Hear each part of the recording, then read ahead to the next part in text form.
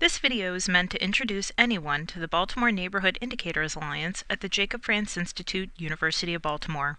We have been collecting data and disseminating community-based indicators for all of Baltimore's neighborhoods since 2000.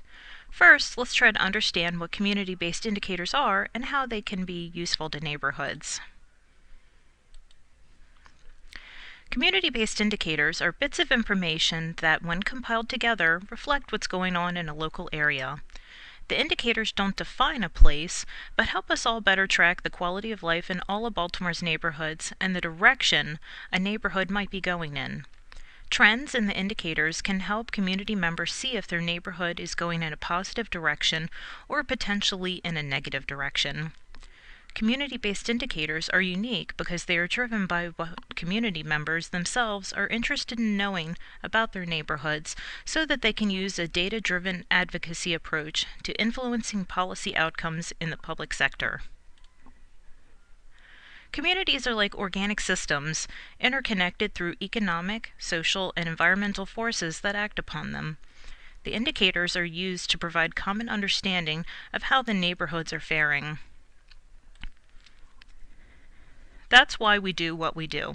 The Baltimore Neighborhood Indicators Alliance is a project at the University of Baltimore, and we serve as a one-stop shop for comprehensive indicators for neighborhoods in Baltimore. We work with a variety of nonprofits, universities, and governmental agencies to ensure that the data we collect, analyze, and disseminate is useful and actionable at the community level. BNIA, as we are known locally, is a partner in the National Neighborhood Indicators Partnership, which is a network of cities organized by the Urban Institute in Washington, D.C. This network is the outgrowth of a movement that began in the early 1990s to make sure that information was taken out of city agencies and put into the hands of neighborhood leaders so that the information could be equally used for actionable results. The tagline at the time was democratization of data so that everyone had access to the same information. So what exactly do? We spend a lot of time coordinating with city agencies to acquire relevant data that can be processed and analyzed to calculate community-based indicators. City-based data exist in what are known as administrative data sets. Information that exists to serve some public administrative purpose, such as everyone who requests a permit to rehabilitate a home, or someone who calls 311 to initiate a service request, or someone who has reported a crime. Here are some of the data sets that we collect from various city agencies, such as the police department, the city stat office, and the public school system. We integrate the various data sets into one master database and use geographic information systems to visualize the data on our website.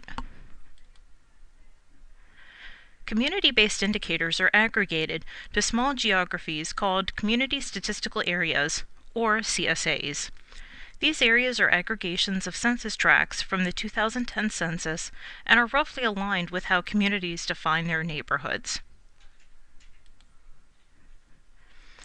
We produce more than 110 indicators for all of the city's CSAs in our annual Vital Signs report, which shows the latest year's indicators across 8 topic areas, such as housing and community development, sustainability, and crime and safety.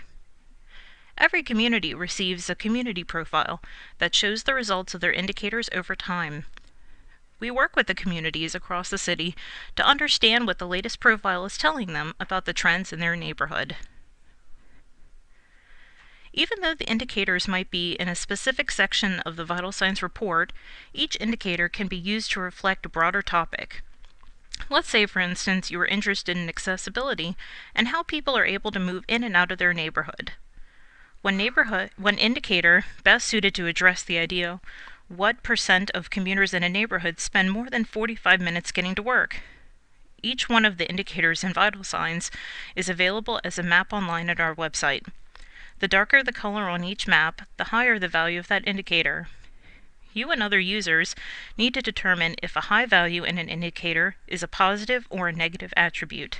In this case, we might all agree that a higher value an indicator is showing long commute is a negative attribute. Too many people in your neighborhood are spending too much time getting to work. Another broad topic area is community health, and you might choose something like life expectancy as the indicator to reflect that idea. Here, the higher the value and the darker the color, a positive attribute of a neighborhood is shown. The values of the indicators and the colors on the map help to tell us the variation in life expectancy. In Baltimore, we have some neighborhoods with life expectancy as low as 65 years, and just a few miles away, we have neighborhoods with a life expectancy as high as 84.4 years. That's a difference of 20 years.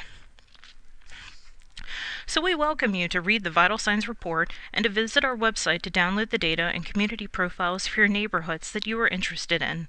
There are interactive maps and a space for communicating with others of BNIA data in our learning community.